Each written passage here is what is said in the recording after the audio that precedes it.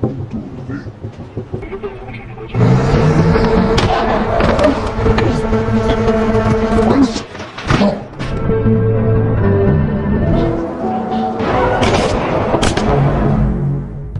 apa kabar semua? Semoga kalian sehat.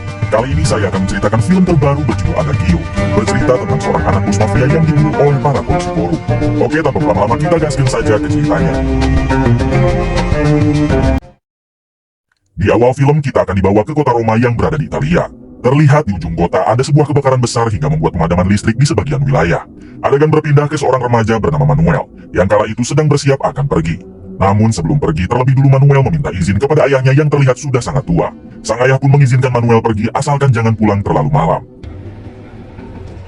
30 menit kemudian, rupanya Manuel pergi ke salah satu klub malam karena ia telah ditugaskan untuk memata-matai seorang menteri. Manuel sendiri diberi pekerjaan tersebut oleh seorang intel yang ada di sana. Ketika Manuel masuk ke dalam, ia malah terbawa suasana klub hingga sampai memakai barang haram.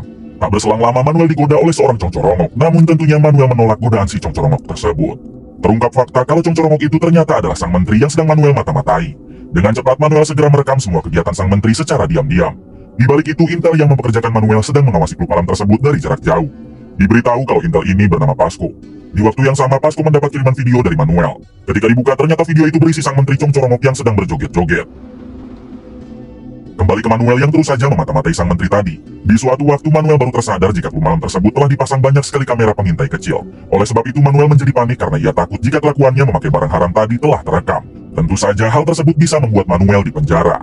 Dengan cepat Manuel segera mencabut beberapa kamera pengintai kecil yang ada di sana. Setelah itu Manuel menghubungi Pasco si intel dan langsung menanyakan kenapa Pasco tidak memberitahu jika di klub malam itu telah dipasangi kamera pengintai kecil. Manuel takut kalau kamera pengintai itu telah merekam dirinya yang sempat memakai barang haram. Pasco menjawab jika dirinya bisa memastikan Manuel tidak akan dipenjara meskipun ketahuan memakai barang haram, asalkan Manuel mau tidur dengan sang menteri congcorongok agar dapat mengawasinya lebih detail lagi. Mendengar hal tersebut tentunya Manuel menolak, karena ia masih normal.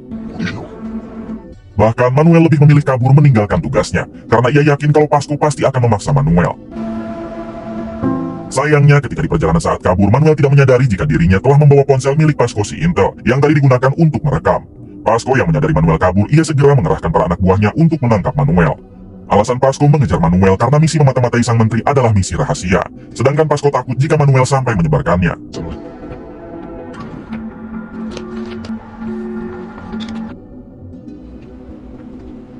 Manuel sendiri kini mendatangi salah satu rumah rekan ayahnya yang bernama Jeko.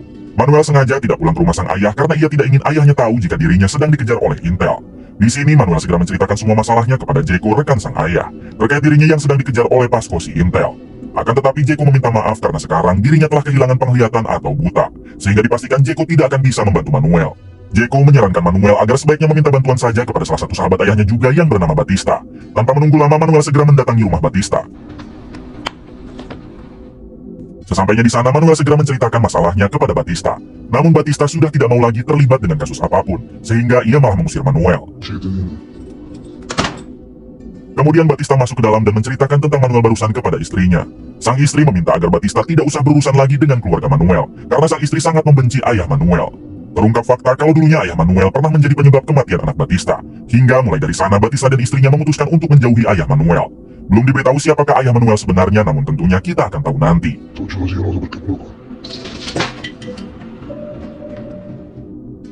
Di sisi lain memperlihatkan Pasco si intel yang sedang dalam perjalanan untuk mencari Manuel. Pasco juga melacak ponselnya yang tadi dibawa oleh Manuel, hingga titik terakhir dari ponsel tersebut berhenti di rumah Jeko, si rekan ayah Manuel yang buta. Setibanya di sana, Pasco langsung menerobos masuk ke dalam rumah Jeko. Jeko sendiri hanya bisa terdiam karena kita tahu kalau kondisinya tidak bisa melihat. Sambil menodongkan pistol, Pasco menanyakan tentang di manakah Manuel sekarang. Akan tetapi Jeko hanya menjawab tidak tahu, sehingga Pasco harus memberinya beberapa kali bogeman.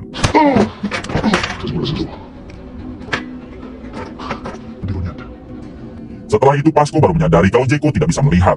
Kemudian Pasco memilih untuk menggeledah seisi rumah Jeko untuk menemukan Manuel. Tak berselang lama listrik padam akibat kebakaran yang terjadi di ujung kota. Jeko segera memanfaatkan kesempatan itu untuk melawan Pasco hingga terjadi aksi tembak-tembakan dalam kegelapan.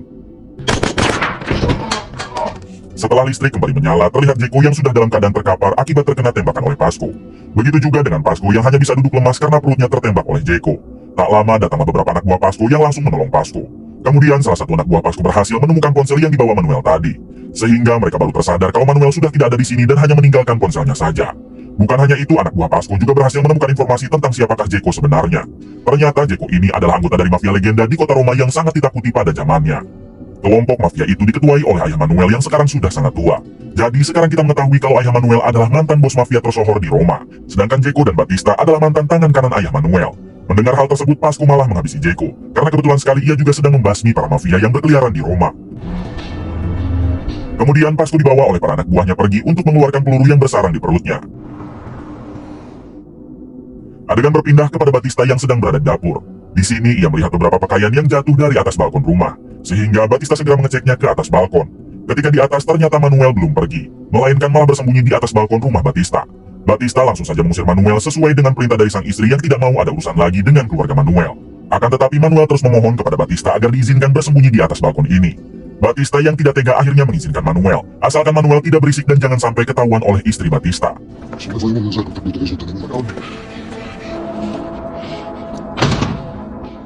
Di sisi lain memperlihatkan Pasco yang sudah pulih kembali, setelah beberapa peluru berhasil dikeluarkan oleh para anak buahnya. Tak lama Pasco didatangi oleh seorang pria yang merupakan kliennya.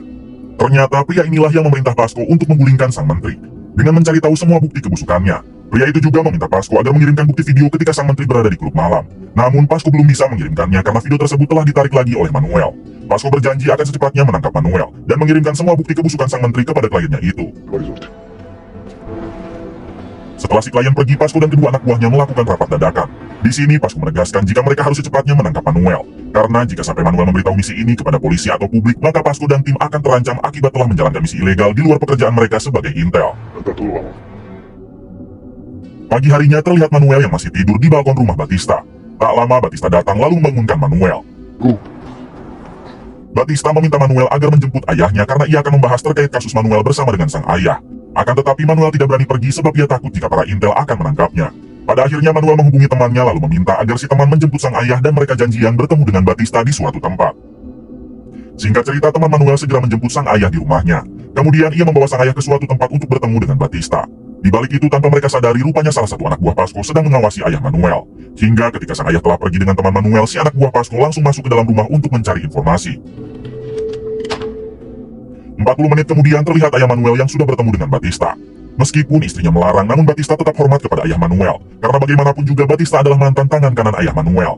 Batista langsung menceritakan tentang masalah Manuel sekarang dan sepertinya mereka harus kembali turun tangan untuk membantu Manuel. Namun ayah Manuel meminta Batista agar tidak usah ikut membantu, karena cukup dirinya sendiri yang akan turun tangan untuk membereskan kasus Manuel. Setelah itu Batista pamit untuk kembali pulang ke rumah, sedangkan ayah Manuel akan mencari Pasco, yaitu si intel yang memburu Manuel putranya. Ketika sampai di rumah, Batista mendapat omelan dari sang istri, karena ia ketahuan telah bertemu dengan ayah Manuel. Sang istri tak habis pikir kenapa Batista masih tetap mau membantu Manuel, yang padahal ayah Manuel telah menyebabkan putra mereka tewas. Batista pun hanya bisa terdiam, tidak mengatakan sepatah kata apapun. Kemudian Batista mengecek Manuel ke balkon rumahnya, namun ternyata Manuel telah pergi entah kemana. Di sisi lain memperlihatkan Pasco dan anak buahnya yang sedang menggeledah isi rumah Manuel. Di sini anak buah Pasco berhasil mendapat informasi jika yang tersisa dari organisasi mafia ayah Manuel hanya tinggal 3 orang, yaitu Batista, ayah Manuel sebagai ketua, dan satunya Jeko yang telah mereka habisi. Kini yang tersisa hanya tinggal Batista dan ayah Manuel saja. Setelah mendapat informasi tersebut, Pasco mengajak anak buahnya agar kembali ke markas. Saat di perjalanan tak sengaja Pasco melihat ayah Manuel yang sedang berjalan sangat pelan. Pasco pun berniat akan menabrak ayah Manuel, namun ada satu mobil yang menghalangi dan tiba-tiba hanya dengan hitungan detik, ayah Manuel dapat masuk ke dalam mobil Pasco lalu mengancamnya. Sang ayah berjanji akan menghabisi Pasco dan para anak buahnya jika Pasco masih terus memburu Manuel putranya. Terlihat Pasco yang sangat ketakutan karena baru kali ini ia berhadapan dengan kakek tua yang sangat brutal. Kemudian ayah Manuel meminta agar Pasco menurunkannya tepat di depan para polisi yang sedang berjaga. Setelah berhasil mengancam Pasco, sang ayah segera menghubungi Manuel lalu memintanya agar bertemu di sebuah taman. Ketika bertemu, sang ayah mengatakan jika ia telah mengetahui semua masalah Manuel. Bahkan dirinya sudah memberi peringatan kepada Pasco agar tidak memburu Manuel lagi. Akan tetapi sang ayah meminta Manuel agar sebaiknya pergi meninggalkan kota ini untuk beberapa bulan, sebelum situasinya benar-benar aman.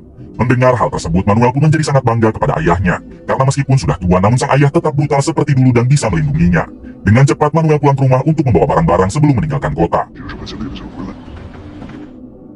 Sesampainya di parkiran, tetangga Manuel memberitahu jika 1 jam yang lalu ada 2 orang pria yang masuk ke rumah Manuel. Namun sekarang mereka telah pergi lagi.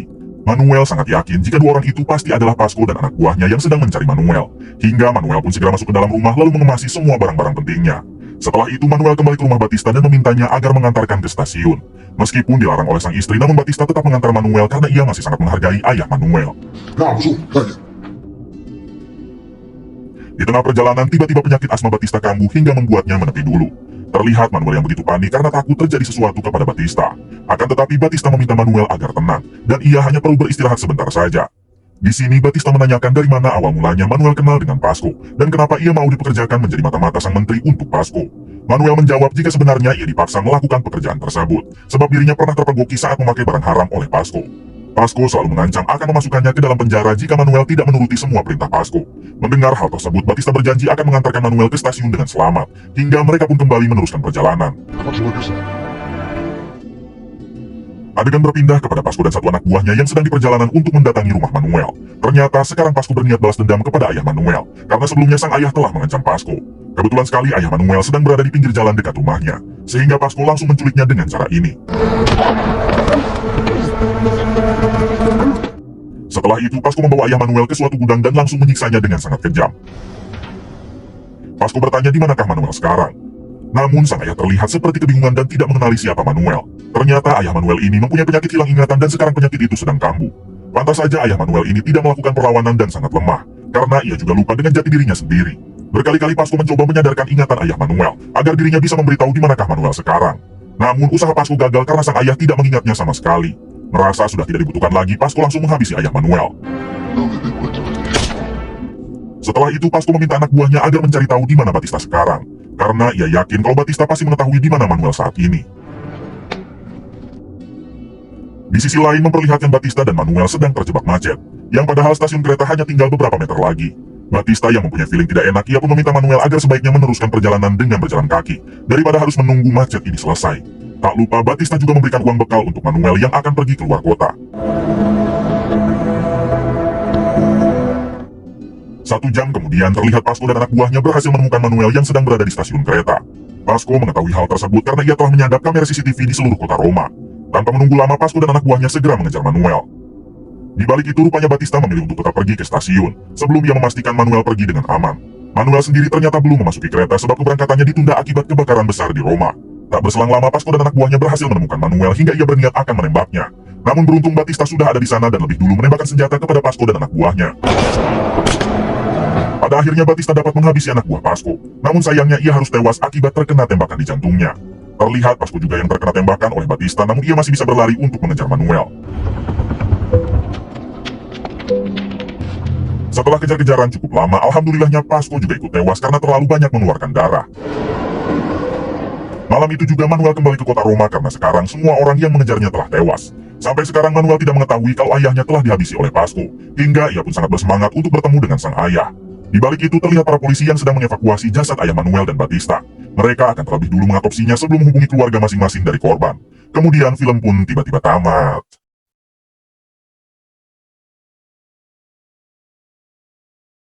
Jangan lupa like dan subscribe.